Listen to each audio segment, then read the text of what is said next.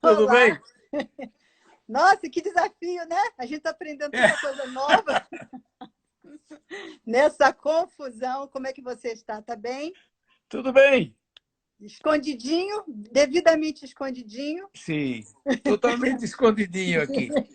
Nós também, nós também. Então, quer dizer que agora a gente está indo para um novo caminho, né? Para poder Tá. superar esses desafios todos. Então, olha, muito bom, seja bem-vindo. A Amanda te deu todas as instruções, está tudo certo. É, acho que sim, né? Espero que sim. Vamos aprender. Vamos, a gente está aqui para É. isso. Então, o quê? Fala, Zé. O que está ali? Deixa eu ver o que está ali. Calma, calma. Ele está dando as instruções. Então, gente, olha, uma Tá boa bom. tarde. Uma boa tarde. Estamos assim sendo acompanhado agora, não sei quantas pessoas tem para nos falar. Pedro, só procura deixar a câmera mais paradinha para a gente ver Sim, você, tá bom? tá. Então, o intuito da nosso encontro hoje é começar a repensar, né? Eu acho que a pandemia veio para isso, repensar tudo. Que agora não tem mais jeito, né, Pedro? Hum. Ou a gente começa uma nova vida, ou então a gente vai ter que viver muitas outras pandemias. Então, a conversa hoje que a gente trouxe lembrando quem é o Pedro. Você quer falar um pouquinho de você, da sua trajetória, assim, bem curtinho, pessoal que não te conhece, te conhecer? O que você Ó, estou faz, bem, agora, além de bem ser talhado? tá aí interessado em currículo, não? Deu um pouquinho de... Mas eu sou professor da UNB, eu trabalho lá no mestrado, doutorado de Direitos Humanos e Sim. tenho também me interessado um pouco pela aprendizagem online. Isso, tem um livro, inclusive, sobre, né? Tem alguns. Alguns, então. Então, nada mais adequado para a gente estar conversando. Então, a conversa hoje, a proposta hoje é a gente falar um pouco sobre educação à distância, que agora virou a coqueluche do momento, ou o aprendizado na proximidade. O que, que é isso, né? E a ideia, agora o Zé vai falar um pouquinho. Não, acho melhor você, né, Zé? Não. Aí ele não quer falar, está tímido. Eu vou falando depois de ouvir o... Então, o Zé tem feito Tá algum, bom. algumas cartinhas aí, está publicando, tem publicado, e ele vai pedir para eu ler um trechinho. Sim. Poucas coisas são mais inúteis do que a aula. Roubam o tempo do estudante, desmotivam-no ostensivamente, refletem autoritarismo grotesco, deturpam o sentido de aprendizagem e do conhecimento e representam a vanglória da mais tola do professor. Quem toma como compromisso fundamental da escola cuidar que o estudante aprenda de maneira integral e comunitária, jamais coloca a aula no centro. Ok. São Muito palavras bom. do mestre Pedro Demos, Ah, sim. que eu incluí na cartinha de hoje. Tá bom, Zé? Tá bom.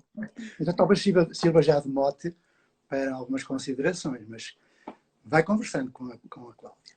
Assim, Pedro, tem muita gente aqui, eu vou ler algumas, a gente tem várias perguntas, e a ideia é a gente trocar um pouquinho Sim. a partir dessas perguntas, né? Então, uma das coisas que está sendo colocada aqui é como pensar o papel do Estado na perspectiva da nova educação, no contexto de uma escola inovadora. Como é que está o Estado nisso? Ele está, inclusive nesse momento que a gente está vivendo, qual é a inovação que o Estado está trazendo nesse momento de pandemia para uma educação que faça sentido e significado neste momento e para um momento futuro? E E, pós-pandemia? Cláudia, eu acho que o Estado, sobretudo nesse momento, está muito parado, né? Porque é um Estado que está perdido em muitas diatribes ideológicas, confrontos, um ministro bem complicado, né? Mas ficando aqui no nosso tema, né? O que é que nós podemos fazer online de bom, né? Porque nós temos que aproveitar isso, porque essa proposta online não vai embora. Quem vai embora somos nós, né? Essa nova perspectiva aí tecnológica vai entrar, vai tomar conta. Então eu penso assim, né? Como a tecnologia digital nasceu de uma autoria extremamente importante de hackers, de gente interessada, que inventou o computador, inventou a internet, inventou a web. Então, aí por trás tem uma autoria exuberante humana. Então, é muito triste a gente ver que, ao colocar tudo isso online, a gente simplesmente repete a aula, a gente simplesmente fica reproduzindo as coisas e a gente esquece que a aprendizagem precisa da autoria do estudante. Então, por exemplo, fazer vídeo de conteúdo eu não vejo grande importância, porque os conteúdos já estão na web. Para que reinventar o que já está inventado? Eu acho que a gente precisa, então, para exagerar talvez um pouco, é que quem gosta de estudar online, faça os vídeos. Não fique vendo vídeo, fica fazendo vídeo. Né? Então, vou dar um exemplozinho lá de uma escola de Campo Grande, onde a professora de matemática teve uma ideia que é muito simples, mas muito interessante. Ela pegou um grupinho de meninas e ofereceu uma chance de fazer um vídeo de celular de 5 minutos sobre o Teorema de Pitágoras. Demonstrar o teorema. Então, em vez de ficar vendo vídeo do Teorema de Pitágoras, elas fizeram o vídeo do Teorema de Pitágoras. O que aconteceu? Uma coisa extremamente importante. Elas finalmente entenderam o teorema, que nunca tinham entendido, porque tiveram que montar o teorema, entender o teorema, dimensionar no vídeo, mesmo que seja de 5 minutos, e mais do que isso, acabaram gostando de matemática. Hoje são fãs de matemática, adoram matemática, aprendem matemática, porque descobriram o lado autoral da matemática. Então, acho que o mundo online tem exemplos bons. Né? Eu daria, por exemplo, a ideia da Wikipédia. A Wikipédia, apesar de todas as críticas, não é? Sobretudo na área das ciências sociais, naturalmente, porque, claro, a turma prefere um vídeo sobre Neymar do que um vídeo sobre Sócrates, evidentemente. Mas, mesmo assim, né, a Wikipédia é um clube de autores. Se você quiser editar um texto, se você quiser, sobretudo, fazer um texto, você tem que ser autor. Os wikipedianos são todos autores e fazem aí dentro também uma boa educação científica, porque não é qualquer texto que entra lá. Tem que ser um texto que tem que ter 3 regrinhas metodológicas, né? Por exemplo, fazer um texto que interesse a todos, que eles chamam de neutro, mas significa apenas que seja um texto com boa fundamentação, com boa argumentação, com boa elaboração. Depois, você não pode colocar dados pessoais, porque ninguém vai controlar. E a terceira é tudo que você coloca no texto tem que ser verificável em outros textos, porque é uma regra de toda a enciclopédia. Os textos são textos de outros textos. E virou uma enciclopédia que eu acho maravilhosa, um bom exemplo. A turma às vezes aproveita mal, fica só copiando, reproduzindo e tal. Mas o mundo digital tem grandes potencialidades para ativar a autoria dos estudantes. Então, acho que isso que nós deveríamos tentar aproveitar. O que eu vejo, Pedro, assim, primeiro, as famílias estão surtando e as crianças junto, né? Porque não estavam acostumados com essa prática, né? O outro dia eu vi uma mãe e professora, a filha está no ensino médio, e recebeu uma agenda, né? Uma programação de tantas aulas virtuais que o professor vai ter que dar. Ela vai ficar o dia inteiro sentada na frente do computador, ou seja, a aula está dentro de casa. No meio da confusão que acontece, né, de ter uma dinâmica totalmente diferente dentro de casa, estar todo mundo junto, né, criança pequena, aquela confusão toda. Então, a gente vê que, eu acho que falta sensibilidade no momento de ver que a gente está precisando de outras coisas. Mais do que vencer conteúdos, as 800 horas, né, a gente precisa ver qual é o currículo que efetivamente faz sentido neste momento. Pois é, Cláudia, eu acho que a gente podia retomar o argumento dos hackers que inventaram tudo isso aí. Né? Eles sempre diziam assim, se isso for para a escola, é para explodir a escola. Não é para confirmar a escola. É o que o Zé estava dizendo antes naquilo que você leu. Entendeu? Nós temos que reinventar tudo, começar de novo. Então, prender a criança agora de novo numa aula só que com vídeo, você vai desestimulá-la de novo, vai deixar fora, vai ficar passiva, vai, no fundo, desgostar disso, quando ela podia participar, ela podia produzir, né? O próprio celular, que é uma maquininha muito limitada, na verdade, ela é ruim de fazer texto e tal, mas ela permite fazer algumas coisas, então pelo menos isso a gente pode tentar fazer. E se a criança tem computador, então pode também elaborar um pouco melhor. Vamos também exercitar os textos multimodais, por exemplo, vamos tentar trabalhar a imagem, porque até Uhum. hoje a academia não gosta da imagem, usa a imagem só como ilustração, como enfeite, não como argumento. Mas nós já temos um século de filme. Nós temos filmes brilhantes, assim, que tiveram um impacto enorme na cultura, na comunicação e assim por diante. Então, eu acho que nós temos que levar para frente isso aí. Nós temos que ter um dia uma tese de doutorado em filme, uma tese de mestrado em filme, e também que os estudantes produzam outros textos, como já é, por exemplo, o texto da Wikipédia, que não é tão diferente, mas ele tem os hiperlinks. Então, mesmo que o texto tenha, digamos, 4 páginas, você tem aí 30, 40 hiperlinks. Você lê, então, um texto de 4 páginas, mais não sei quantas centenas de páginas que você pode acessar. Já é uma outra coisa. Você tem um mundo de informação extremamente interessante, cativante e instigante. Então, acho que a gente precisa tentar sair do modelo da escola, sair do modelo da aula, sair do instrucionismo. Não tem sentido jogar fora toda essa potencialidade digital no instrucionismo. Antes de dar a fala também para o Zé, Sim, algumas questões assim. Você participa do doutorado do Direitos Humanos, e a gente está sim, vendo que a nossa realidade, assim, existe um contingente muito grande de crianças que vai para a escola para comer, né? sim. E que não tem esses recursos, não tem internet, não tem nem água para lavar a mão, né? Não tem comida. Como é que a gente vai dar conta desse grupo enorme de crianças, famílias, de pessoas que não têm nada? Como é que a gente vai dar conta disso, tendo essa escola que, na verdade, ela até manteve esse status quo de miséria, né? Como é que a gente trabalha todas essas questões? Como é que a gente vai transitar nesse lugar? Pois é, Cláudia. Então, acho que aí a gente tem que colocar o pé no chão, né? Qual é o país em que a gente vive, qual é a sociedade que a gente tem, qual é a escola possível nesses casos, né?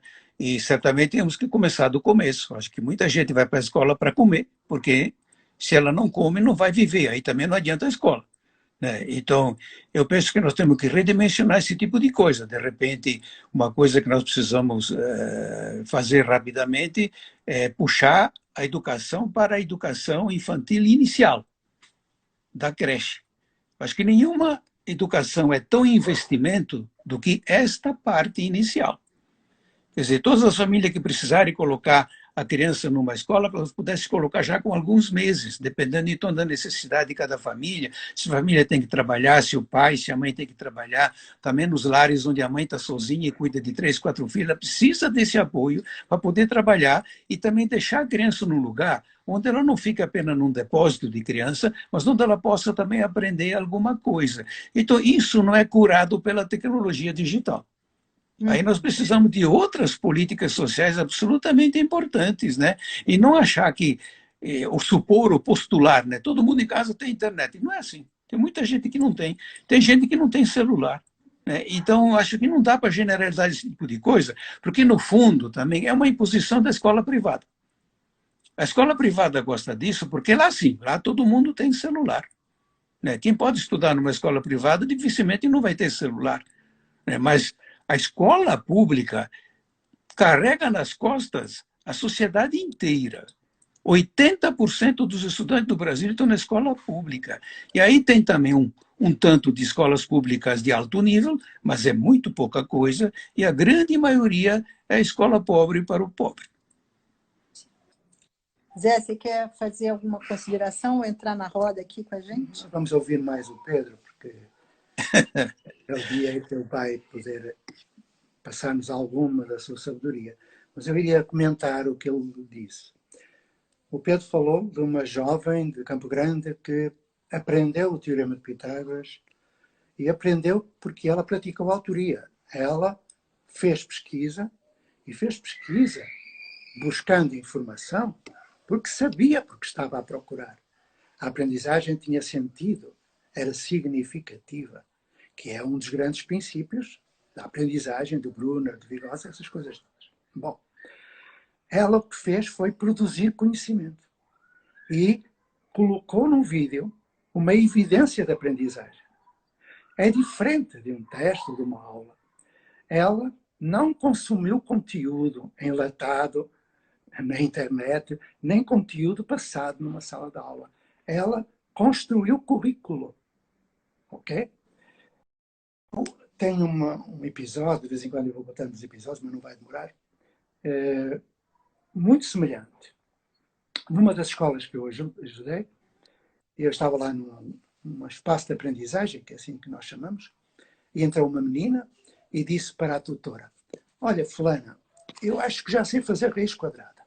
Repara bem. Quando eu pergunto a alguém se sabe fazer raiz quadrada, ninguém sabe.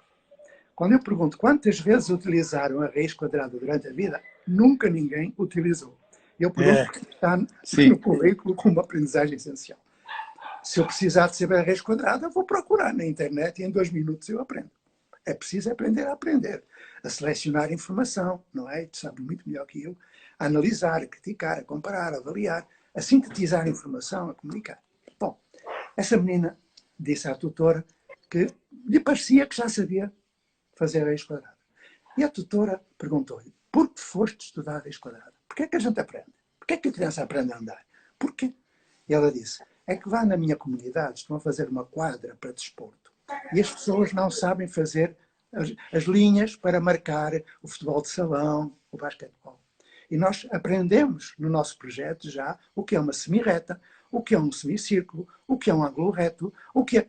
E para fazer as marcações para o basquetebol, tivemos que aprender a fazer uma circunferência, a calcular a área do círculo. Repara bem, uma finalidade. A criança sabia porque é que estava a aprender tudo aquilo. Bom, finalmente, a professora disse: só um minuto. Pegou no iPhone dela, ligou o iPhone, carregou na câmera e começou a gravar a conversa. E perguntou: olha, como é que tu aprendeste? E ela explicou os planejamentos que fez, onde foi pesquisar, fez a bibliografia, conversou e perguntou: pode-me passar aí uma raiz quadrada? A tutora passou, ela fez, estava correto, uma raiz quadrada de 6 dígitos.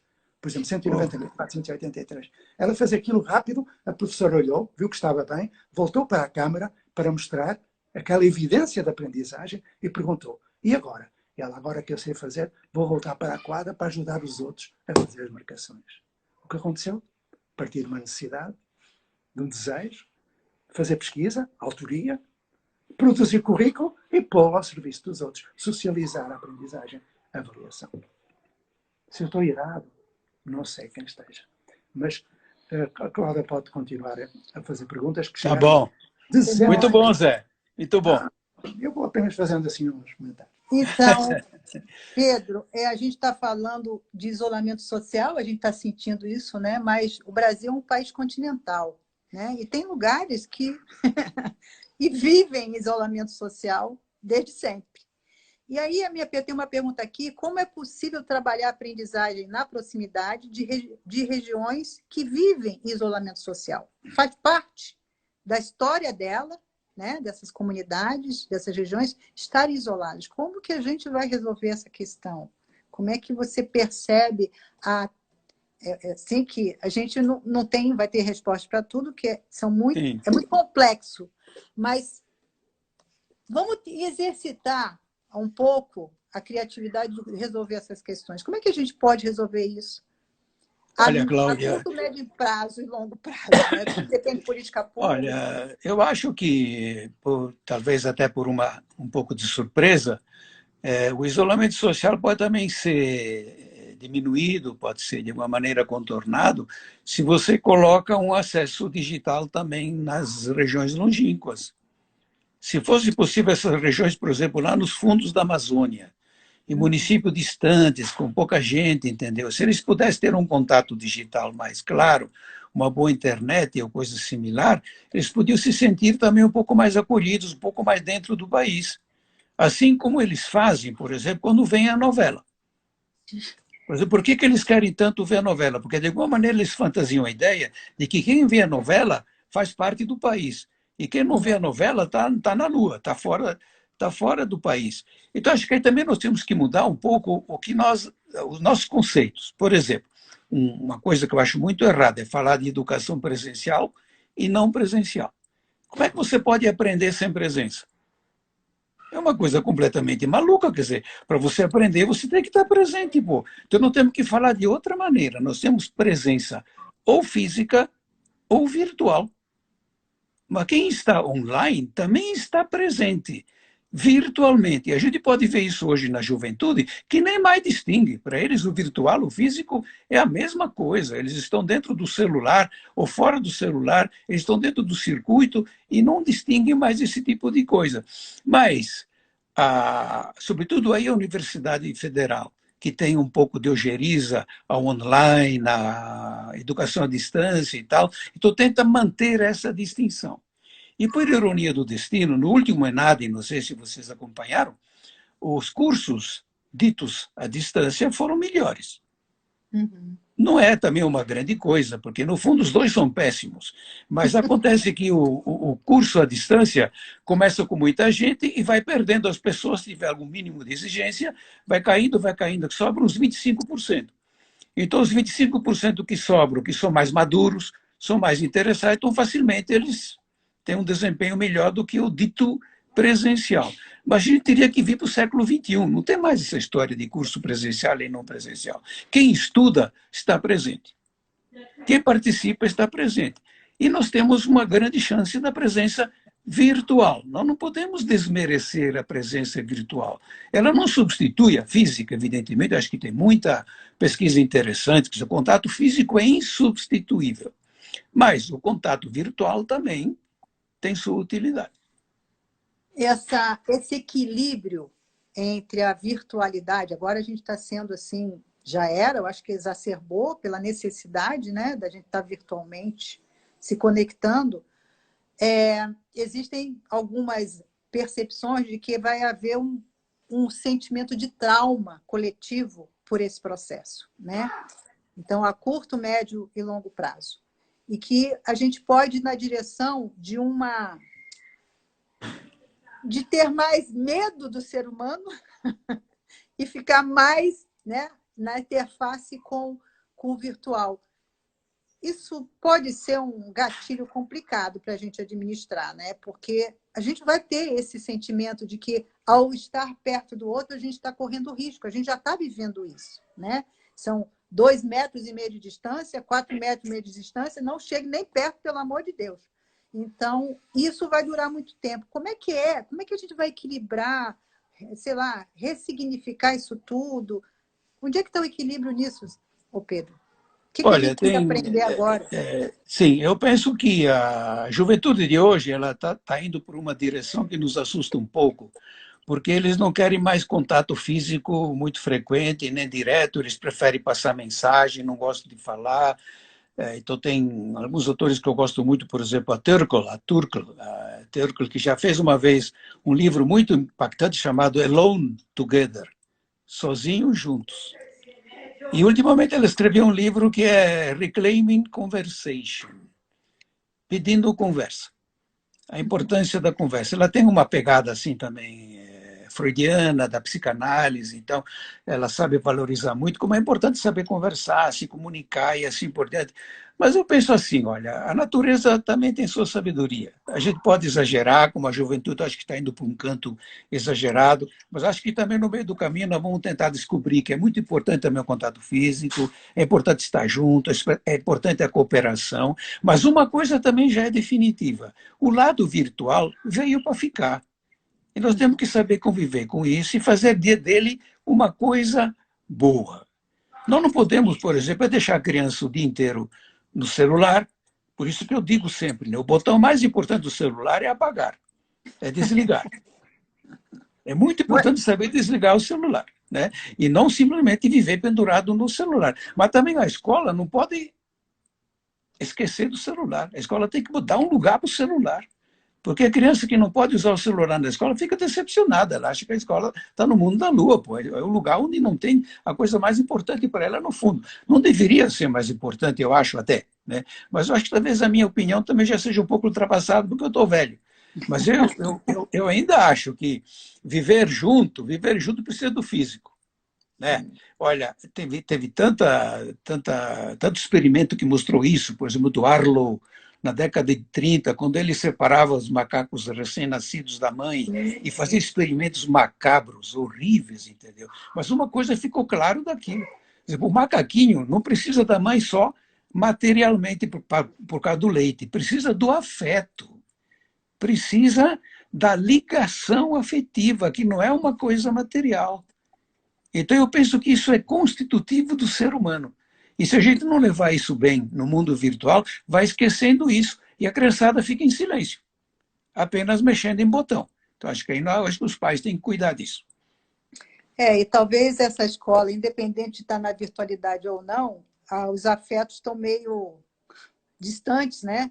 A gente não tem tempo para afetividade. A gente tem para uma agenda muito grande de compromissos, de currículos, de provas, e a gente esquece que, estando em qualquer lugar, a gente precisa da relação humana. Sem isso, nada acontece. Sem o contato. Tá certo. Então, acredito que a gente tem que rever tudo, né? Outra coisa, e os professores? Como é que você está sentindo os professores nesse momento, hein? Pois é, Cláudia, eu acho que o professor está um pouco perdido, né? Também acho que ele foi deixado fora. A universidade também não cuidou disso, então ele geralmente não tem muito contato com as tecnologias virtuais e chega na escola e às vezes é desafiado então pelos estudantes. Ele vê os estudantes no mundo, mas ele está no outro. Acho que isso também precisa ser totalmente revisto. Primeiro porque também a aprendizagem na escola é baixíssima, né? E não é culpa do professor, evidentemente, ele é vítima desse sistema também, mas tem um pouco também na sua conta. Por exemplo, matemática no ensino médio não existe. Eu podia dizer com toda tranquilidade, quase todas as aulas de matemática no ensino médio são inúteis. Não se aproveita nada, não vão para lugar nenhum, porque simplesmente as pessoas não aprendem. Então, acho que nós temos que arrumar isso, e ao arrumar isso também, colocar o professor no século XXI. Ele tem que saber dialogar com a criança de hoje. Tem que saber ser útil para a criança de hoje. Então, ele tem que saber manejar um pouco de realidade virtual, um pouco das máquinas e tal, como em alguns lugares já está começando. Por exemplo, toda a formação de professor tem que incluir programação digital. Ainda que isso seja uma habilidade também muito matemática, nem todo mundo vai ser bom. Mas todo mundo tem que ter uma noção do que é programação digital, porque é a maneira que nós temos de colocar a máquina a nosso serviço e não sermos apenas consumidores ou consumidos pela máquina. Ou seja, então, manter o mesmo sistema, né? O mesmo sistema de consumir e ser consumido. Isso. Fica sempre não sair desse lugar. Então, por exemplo, o Papert, que aliás o Zé conhece bem, né? O Papert foi um matemático do Piaget também, né? Então ele inventou aquela máquina da criança, ele queria colocar desde o início a criança já programando, já mexendo na máquina como autora, como comandante da máquina. Eu acho isso uma ideia preciosa, que nós deixamos um pouco para lá, não cultivamos isso direito, entendeu? Mas também porque a universidade está no mundo da lua. A universidade não toma a sério a formação do professor. Zé, alguma consideração? Depois eu tenho uma pergunta que vem aqui que tem a ver com o momento, todas essas questões. Vamos lá. Tá bom. Eu não sei se vou acrescentar alguma coisa daquilo que o Pedro já disse, mas vou voltar a comentar um pouquinho. A primeira escola que em Portugal introduziu as tecnologias digitais de informação e comunicação foi a Escola da Ponte. Quando a Revolução Industrial 2.0 surgiu, na década de 80, introduzimos os computadores numa intranet. Quando, na década de 90, vem a internet, nós criamos tudo aquilo que era preciso para humanizar o processo de aprender. Humanizar. Mas aquilo que nós víamos era que as escolas criavam laboratórios de informática, que é lixo digital, precoce, e utilizavam a EAD para mandar aula. Bom, tu falaste que foram os hackers, os inteligentes, que deram início a esta mudança tão grande. Os hackers e um senhor chamado Salman Khan, que tu também conheces. Eu estive nos Estados Unidos e fui à Khan Academy. Falei com toda aquela gente. E depois li o livro do Salman Khan, que é Um Mundo, Uma Escola. Tem tradução brasileira. E o Salman Khan diz que os vídeos que ele mandava para os sobrinhos, muito antes de haver os videoaulas, eram vídeos em que os sobrinhos aprendiam o que não aprendiam nas aulas ditas presenciais. E ele escreveu o livro dizendo que a aula no século XXI é um escândalo, a aula não serve para nada. Ele diz isso, mas as pessoas que trabalham e que dizem que fazem trabalho do Ken, fazem videoaula, dão aula empacotada, ou seja, desvirtuam totalmente aquilo que Salman Ken propôs. Existe um problema sério. Quando se fala de isolamento social, eu pergunto se numa sala de aula esse isolamento social não existe. Se não há um vazio constitutivo entre professor e aluno, que tipo de relação se estabelece a nível emocional, afetivo? Nenhum. Porque nós falamos para alguém que não se sabe quem é. Ao mesmo tempo, da mesma maneira. E, portanto, eu escrevi uma das cartinhas, brincando um pouco, metaforizando, dizendo que nós somos contagiados pelo vírus da instrução. O vírus da instrução desde o leite materno. O espirro da mãe transmite-nos o vírus da instrução, porque ela pensa que tem de haver aula. Quando entramos na sala de aula, o espirro e a tosse do professor transmite-nos o vírus da instrução. Tudo o que ele diz nos transmite o vírus da instrução. E esse vírus foi passado para a internet, para a EAD, o que é errado. Hoje eu escutei uma especialista da EAD que só disse isto, que eu vou aqui, eu escrevi até para não esquecer. Diz ela assim, em relação às secretarias que agora estão a exportar conteúdo em aula e tal, diz ela, não se trata de passar a escola para a internet. Estão muito enganadas as secretarias. Não é a EAD o que eles estão fazendo. Olhar 50 minutos de aula numa televisão, o que é isso?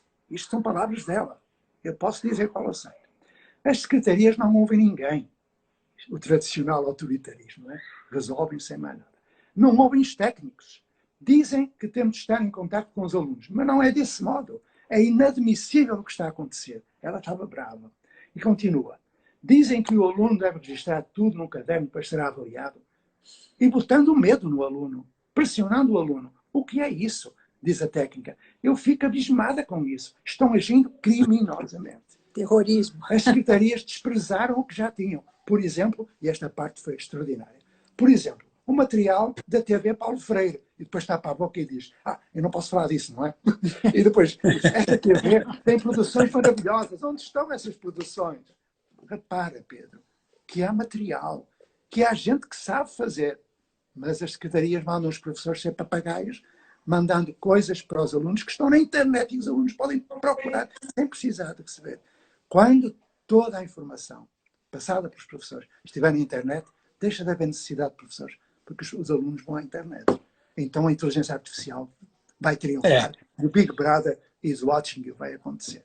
Espero. Certo, certo. Eu acho que precisamente toda essa história de repassar conteúdo vai passar para os bots, para os robôs, Exatamente. que vão ser muito melhores que nós, porque se eles estiverem online, ele tem acesso a tudo que está atualizado, às últimas versões, aos melhores especialistas. Então, talvez aí venha um pouco alguma solução, entre aspas, digamos assim, né? Porque nós vamos usar o professor para uma finalidade muito mais maiútica, muito mais de orientação, muito mais de trabalhar junto, de sair desse isolamento. Eu gostei muito disso, Zé.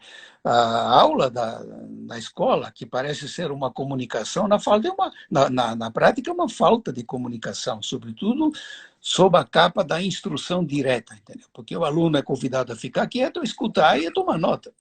Nada mais. Ele não deve atrapalhar, ele não deve se meter, né? Então, na verdade, é um grande isolamento.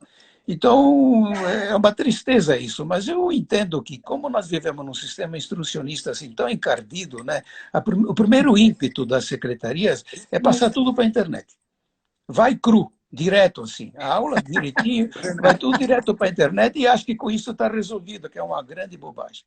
Não dá nem uma cozidinha assim, né? Não. Não põe nem molho, não. Não. Vai no seco mesmo. Vai no seco. A técnica, deixa-me só acrescentar isto, a técnica da EAD que eu estive a escutar, ela sabia, não tanto quanto tu, mas sabia.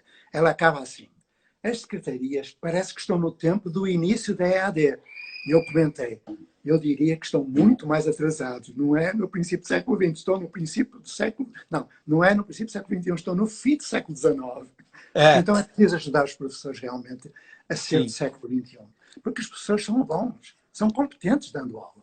Então nós temos que partir dessa competência para que eles percebam que dando aula não ensinam, porque estamos no tempo, na era da pós-verdade, não há só fake news, há fake learning e há fake teaching. Numa aula não se ensina nada e não se aprende nada. Eu digo isto e pergunto, alguém contesta, faça um favor, tem aí a internet, contestai. Mas se contestardes, dizei porquê. Ou seja, fundamentai na ciência. Não é eu acho que é fundamental. Olha, eu vi aqui rapidinho, mais de 1.000 pessoas assistindo a gente, viu, Pedro? É gente, Oh, hein? Ave Maria. É muito fácil. E aí eu tenho uma perguntinha aqui que veio, eu dividi, tá? Que é interessante a gente juntar esse momento. Tenho ouvido muitas famílias perguntando acerca do prejuízo pedagógico deste momento de pandemia que estamos vivendo. Podemos falar em prejuízo ou aprendizado? O que está sendo esse momento? Ô, No final Cláudia, das contas. primeiro, brincando um pouco, né, eu diria assim que perder aula, em É uma geral, não é benção. perder nada, não perde nada. Quem perde aula não perde nada. Então, falar de prejuízo pedagógico numa escola onde quase ninguém aprende é uma piada, né? Mas eu acho que ele pode fazer coisa melhor, isso sim. Então, eu acho que vamos virar um pouco a página, vamos fazer coisa melhor, vamos tentar trabalhar a aprendizagem dessa turma, fazê-la produzir, fazê-la com uma autoria, fazer que ela elabore alguma coisa, que ela leia, que ela produza, e não simplesmente fique consumindo e sendo consumida. Então, aproveitando esse gancho, né, em vez de ser consumido e sendo pouco consumido, como é que, nesse momento, pode se desenvolver uma aprendizagem doméstica com uma qualidade? Assim, os pais agora, coitados, já estão pirando porque estão tendo que trabalhar em casa, estão tendo que fazer comida, arrumar casa, administrar tudo dentro de um confinamento. Como que nesse contexto, nesse cenário, a gente pode desenvolver algo que faça sentido e que gere uma aprendizagem efetiva para essas crianças e para as famílias, porque todo mundo vai estar aprendendo. Como é que o que a gente faz com relação a essa situação? Bom, Cláudio, eu acho que é uma situação de extrema complexidade, porque também as famílias são muito diferentes. Eu acho que há Sim. algumas famílias que poderiam colaborar, talvez os pais tenham alguma noção das coisas, poderiam orientar os filhos, mas a maioria das famílias não saberia provavelmente fazer isso. Então, eu acho que os professores é que precisam embutir nesse pacote, né, alguma coisa que leve o estudante também a produzir, a refletir, a elaborar, quer dizer, que faça atividades de aprendizagem e não o mero ensino. Então, atividades de aprendizagem eu considero que são, por exemplo, ler, estudar, pesquisar, elaborar, argumentar, fundamentar. Então, se a gente usar o online para fazer essas coisas, pode ter um grande proveito. Também eu quero levar em conta, Cláudia, que foi tudo também muito de supetão, né? Nós fomos atropelados por uma circunstância dos tempos, né? Uma coisa impressionante, essa crise do coronavírus. Então, quando a gente é atropelado, não vê muito bem as coisas. A gente, de repente, está debaixo das rodas de um carro e nem sabe como é que chegou lá, entendeu? Agora temos que levantar, tirar a poeira, botar de pé e ver o que nós estamos fazendo, né? O que eu lamento muito é que a escola quer recuperar a aula.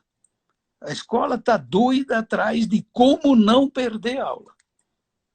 Como se o tesouro dela fosse a aula. O tesouro dela não é o aluno que aprende, é a aula.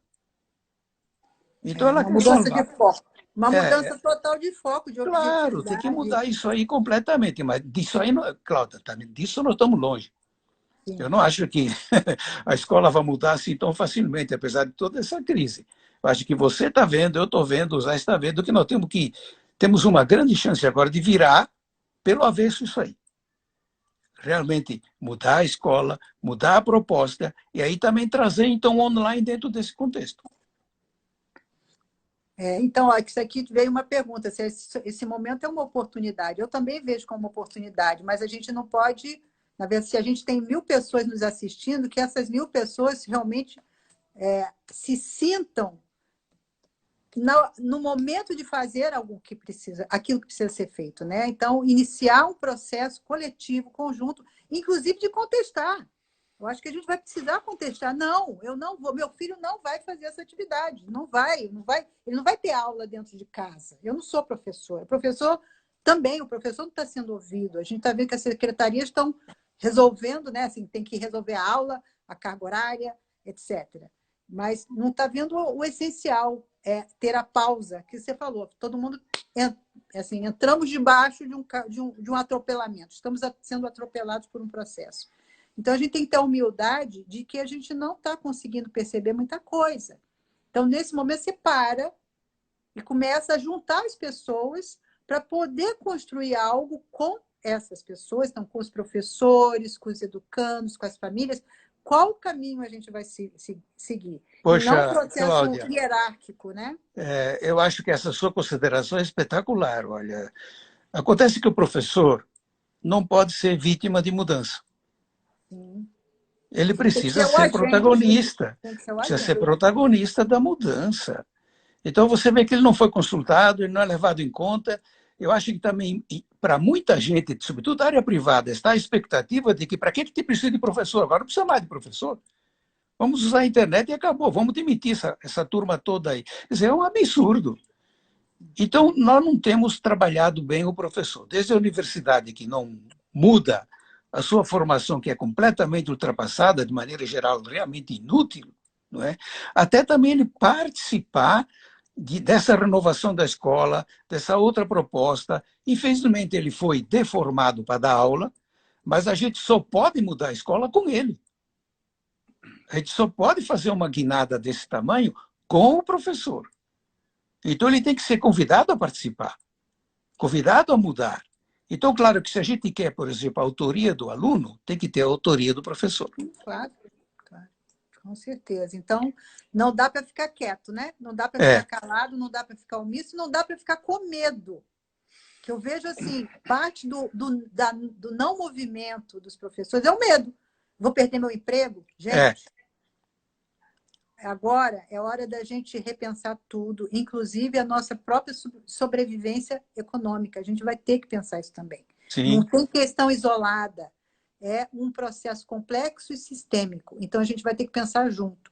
Então, se cada um pensar no seu umbigo, né, eu vou perder meu emprego, por que a gente não pensa diferente? Como a gente vai construir um sistema que dê conta de nossas necessidades em todos os níveis? A nossa saúde, a nossa aprendizagem, a nossa sustentabilidade financeira, em tudo. A nossa questão ambiental, que a gente está aí, a gente está vendo que o planeta deu uma pausa, né? Ele agradeceu esse momento de trégua nossa aqui, dessa esquizofrenia, e está se equilibrando. Mas, ao mesmo tempo, a gente está vendo a Amazônia está sendo cada vez mais devastada. Então, são várias questões, é tudo muito rápido, né? Muita coisa que a gente vai ter que dar conta. O que mais? Fala, Zé.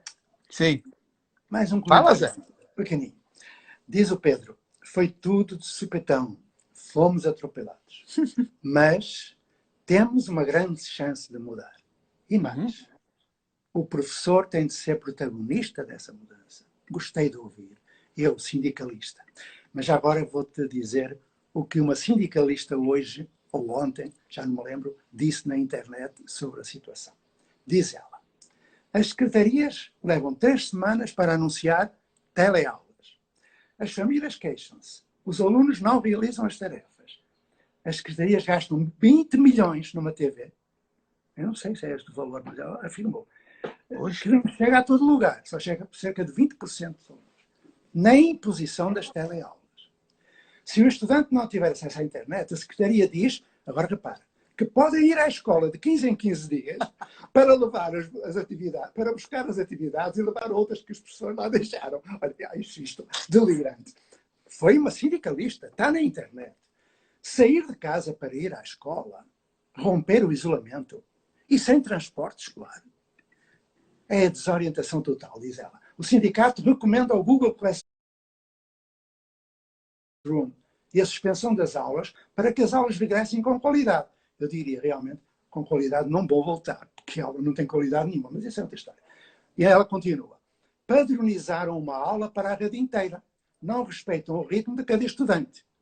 A Secretaria usou os professores, para enviar aula para casa dos alunos, com conteúdo errado. Por exemplo, um professor de Geografia enganou-se e mandou um conteúdo das artes. Isto é delirante. É uma coisa boa. Isto é considerado dialetivo, mas nada funciona. As secretarias pagam milhões às redes de celulares para 4 horas de aula tradicional. Para quê? Para nada. Grande sindicalista. Mas, Vox Populi, Vox Dei, volto a procurar a pergunta que a Cláudia vai fazer. Tá bom. Pois é, Demo. Vamos falar, tem muita gente falando também essa questão da educação infantil. Sim. Como é que a gente resolve as questões, por exemplo, as crianças pequenas com a internet, né, esses processos, já que criança é experiência, é o tempo todo experimentando, sentindo, botando na boca, cheirando, enfim, é sensação, né? Então, como é que é a questão da educação infantil e os recursos tecnológicos, né? A internet, etc. Tudo isso. Olha, Cláudia, eu acho que primeiro, né, a educação infantil é uma das áreas aí no complexo da educação mais aparelhadas, porque ela teve grandes figuras que sempre partiram da ideia de oferecer para a criança aquilo que a criança precisa. Então, é o lugar onde tem menos aula, geralmente até nem aula tem. As crianças precisam ter o tempo para brincar, o tempo para se divertir, o tempo para se comunicar, não é? E estar de bem com a vida, se comunicar, cooperar, aprender a lidar com conflitos e assim por diante. Então, acho que é uma área que não está tão, vamos dizer assim, contaminada, tão depredada pelo instrucionismo. Então, isso é muito importante, que a gente aproveite essa experiência histórica de uma educação infantil que coloca a criança como o destinatário, a pessoa importante, embora eu acho que também nada aí é centro de nada, todos nós somos importantes em torno da criança, como a família, como os professores também, né? E aí, então, é preciso educar a criança a usar a tecnologia. Eu digo assim, o uso responsável. Você não pode proibir, você não pode censurar, porque isso é deseducativo. Mas a criança também tem que saber conviver com alguma maturidade com todos esses trecos, senão ela se perde com esses trecos, ela fica caudatária deles, se vicia. Então, tem criança que dorme com o computador, acorda com o computador ou com o celular, mais propriamente, entendeu? Nunca desliga, fica desvairada se não recebe um like, se não recebe alguma coisa. Então, aí é uma questão de a gente educar a criança. Mas acho que como houve outras tantas fases que tecnologia chegaram, as crianças também se adoraram essas coisas, como foram os brinquedos eletrônicos, as bonecas eletrônicas e assim por diante, e também tivemos que passar por essa fase do uso responsável, nós também temos que amadurecer para isso. Porque uma coisa é certa, Cláudia, o celular não vai embora. Não vai. O celular não vai embora, quem vai embora somos nós. O celular não vai embora. Então, nós temos que conviver com ele e fazer dele uma coisa razoável, uma coisa pedagógica, não é?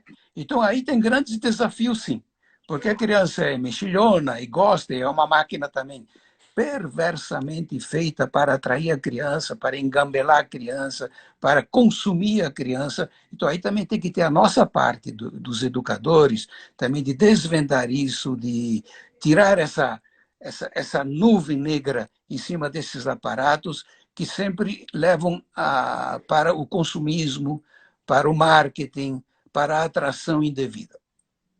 E como a criança reproduz aquilo que o adulto faz, o primeiro a ser educado são os adultos. Sim, os sim, pais, os certamente. educadores. Então, Certamente. a gente precisa se educar. Eu acho que assim, um teatro macabro quando a gente vê uma família reunida a mesa para almoçar e todo mundo tá vendo o celular.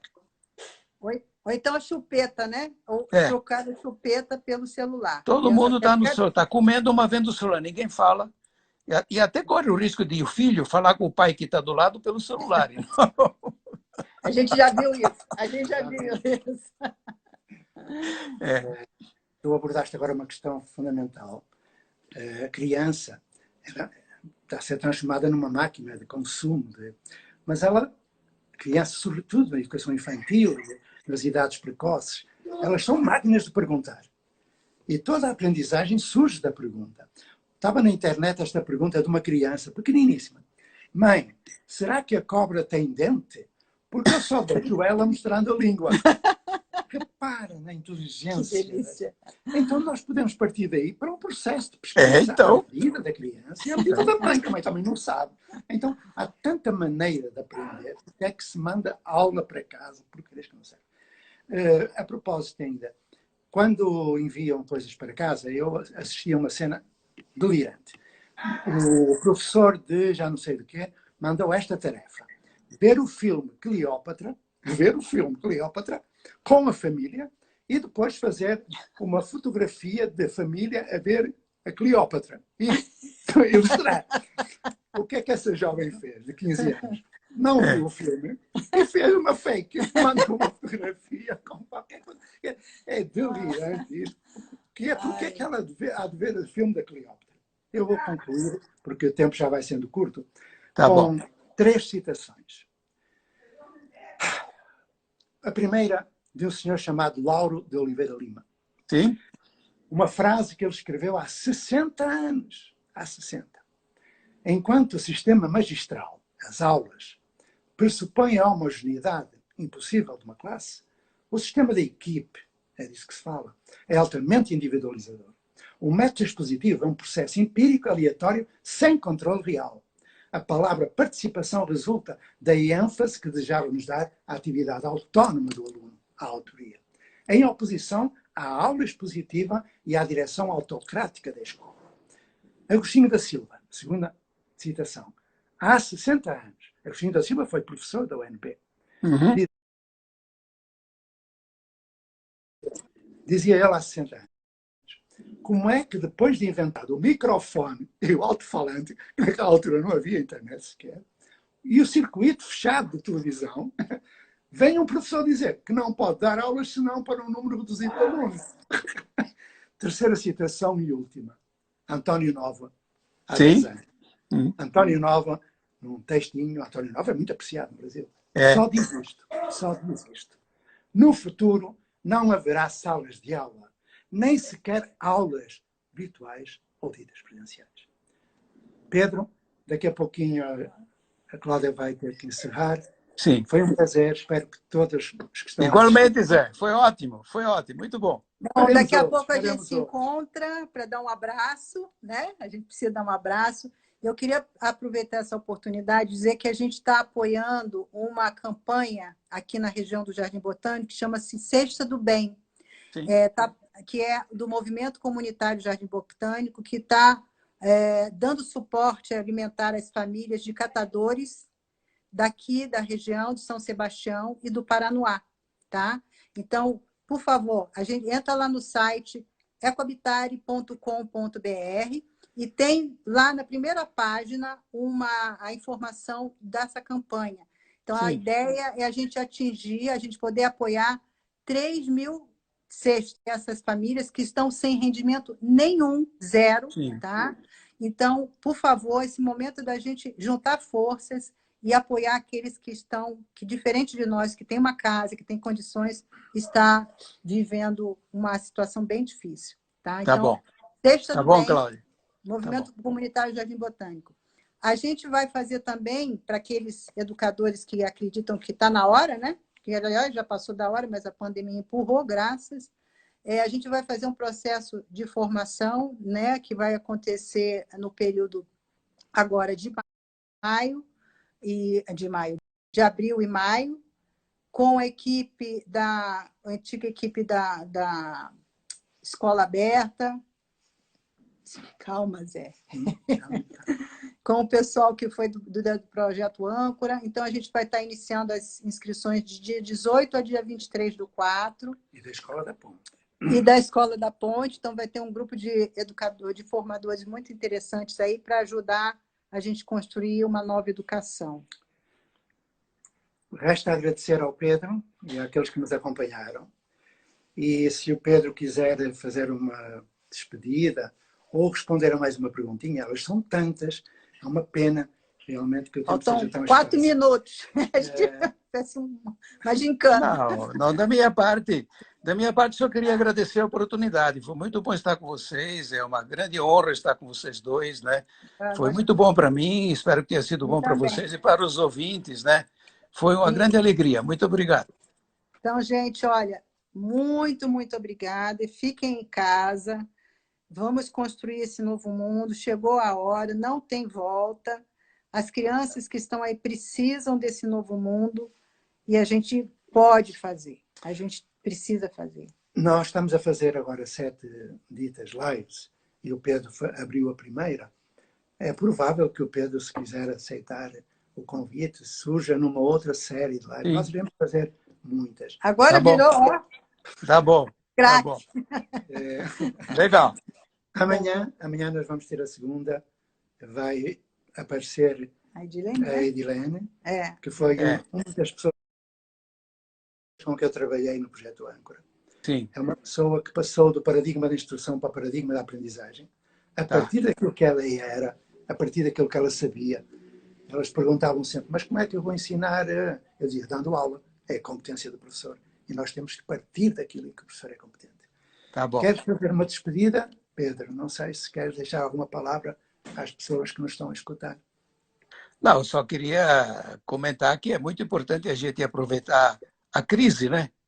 A crise só vale a pena se a gente sair renovado dela, né? Então, aproveitar a crise para repensar o que nós estamos fazendo e tentar garantir que as crianças consigam aprender. Sim. Então, muito gratidão. Obrigada. Namastê. Super beijo para você, Pedro. Espero que não demore muito o isolamento acabar. Para Tá a gente bom. se encontrar aí. Até a próxima. Até a próxima. Foi muito bom. Obrigado. A todos que estão por aqui com a gente, muito bom. É pena a gente não estar podendo fazer um contato visual com todos, mas a gente está ligadinho pela intenção e pelo desejo sincero de fazer um mundo melhor para todos nós. Um super beijo no coração de cada um. Ficar em paz. Amém. Até breve. Tchau.